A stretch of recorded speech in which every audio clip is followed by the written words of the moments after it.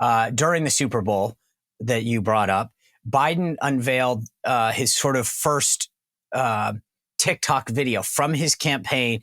I'll just show it to people now. These are nice. Two great quarterbacks, hard to decide. But if I didn't say I was for the Eagles, then I'd be sleeping alone. My wife's a Philly girl. Game or commercials? Game. Game or halftime show? Game. Jason Kelsey or Travis Kelsey? Mama Kelsey. I she makes great chocolate chip cookies. Deviously plotting to rig the season so the Chiefs would make the Super Bowl, or the Chiefs just being a good football team? You get in trouble if I told you. Trump or Biden? Are you kidding? Biden. Okay, so he's kind of trying to be cute and fun, right? Here's the thing. The White House, the government official entity, warns us about TikTok being a tool of the Chinese government, data concerns. And then the campaign goes off and does this. When John Kirby's asked about it, he says, well, I can't speak for the campaign. Very cute. But I get it. They're arguing, well, we got to go where they are. But how is that leading by example? Well, of course it's not. But then, of course, we're dealing with a tool of the Chinese government, pretending he's our president right now, aren't we? So him being on TikTok doesn't shock me. But Isabel can speak to this as the youngest member of the panel. Yeah. You can prop that old husk up on TikTok all you'd like. It's not going to make the kids excited about him.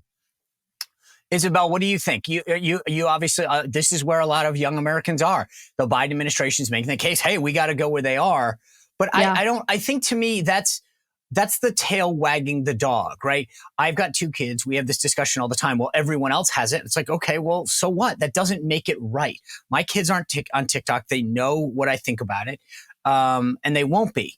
But I think that is the lamest excuse for this White House, is to say, well, we can't say anything because the campaign did it. And the campaign saying, well, we got to go where the kids are. It's either a national security threat or it isn't.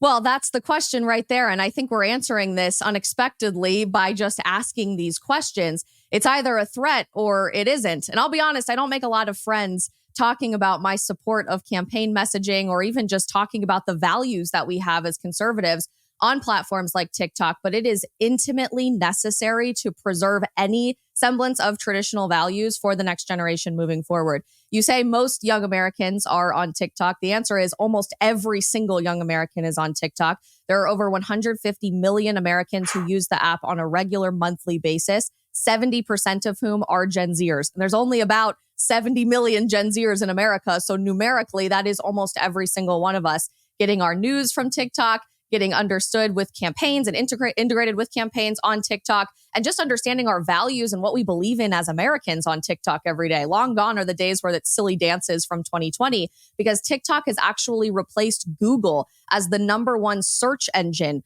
for Gen Z Americans today. If you're trying to understand where to go to dinner tonight, what to do on vacation, or who to vote for president, you're not going to google.com to type something in. You're watching videos on TikTok.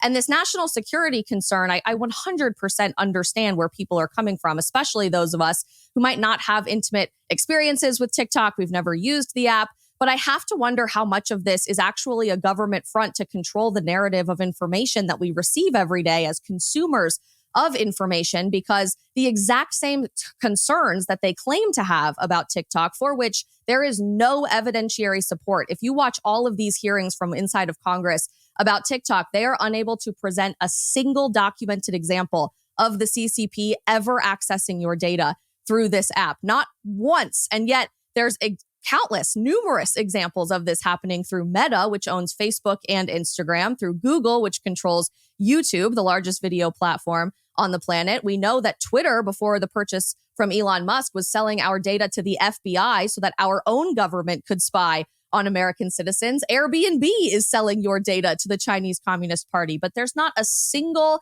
concern coming from Capitol Hill or the White House about data security or privacy concerns there. There is about TikTok, and not to take up too much of the conversation, but really all of this started because Meta hired a well-known conservative lobbying firm out of Washington, D.C., to start lobbying members of Congress about 2 years ago and the media to plant anti-TikTok stories and change the country's national narrative around TikTok because they got caught with their pants down selling your data to the CCP and to Russia. So it's completely shallow for me to see all of our politicians pretend to care about our data security. They don't. If they did, they would be raising the alarms about every single other platform and website doing the same thing. But I think they're threatened because this is the only major and wildly successful platform utilized by Americans every day that doesn't intimately have a relationship with our American government. They don't get to manipulate the algorithm. They don't get to tell you what gets to show up on your feed or in your For You page, as we say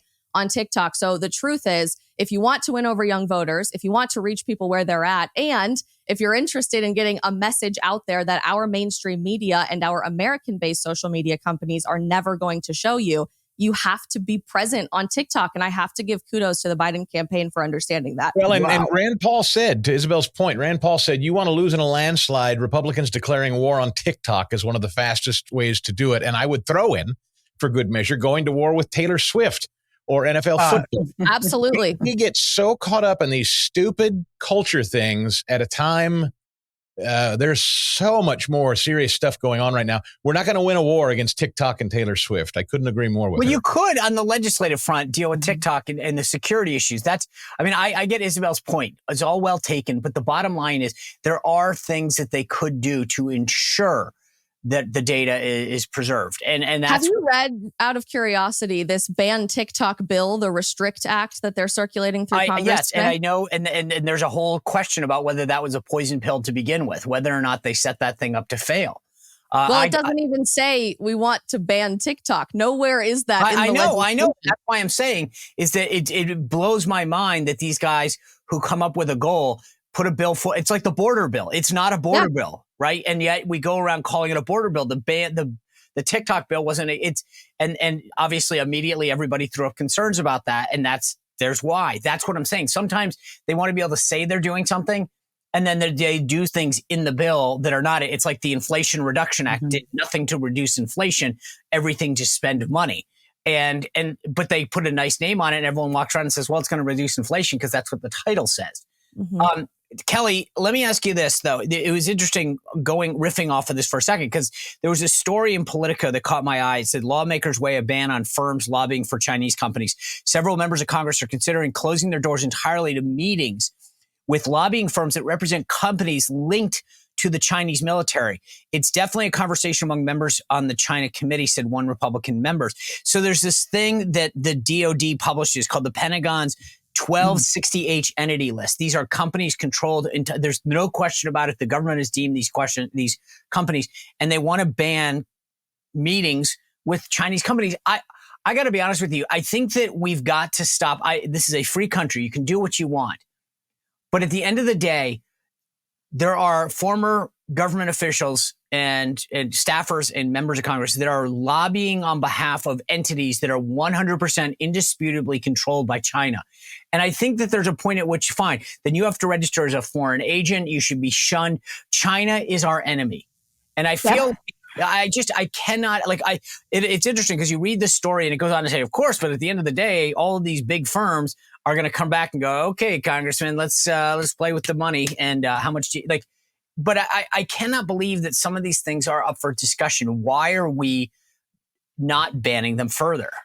Well, I mean, why aren't we banning congressmen and senators from publicly traded companies, from betting on the stock market? Nancy Pelosi is a real pro at that, but we haven't been able to pass a bill in the House that says that you got to put it in put your money in a private trust where you have no control over it, or you can't use your insider information to make public trades.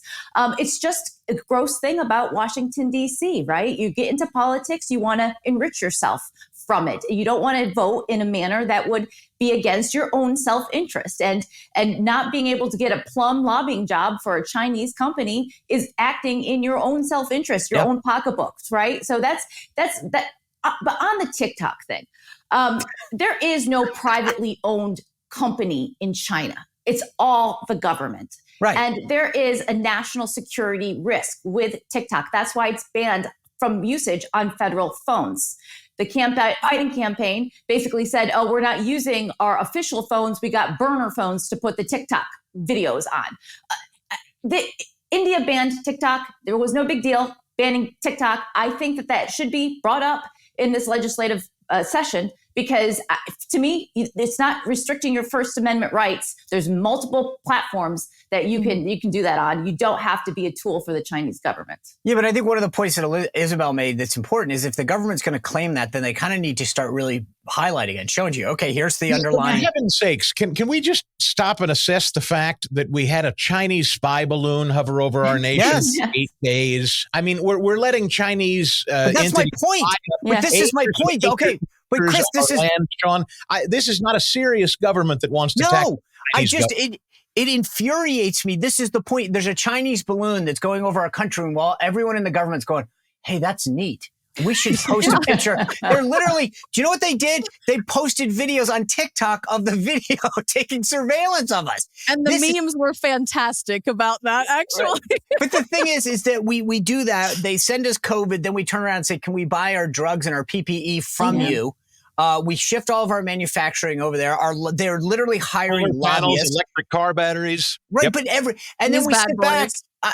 I'm tired of talking about, like, China is sitting back. They've got to be sitting in meetings going like, there's no way it's this easy. There's no way. Like, what's really happening over there? Because you guys let us fly a balloon. We're buying up your land. We're sending you our PPE.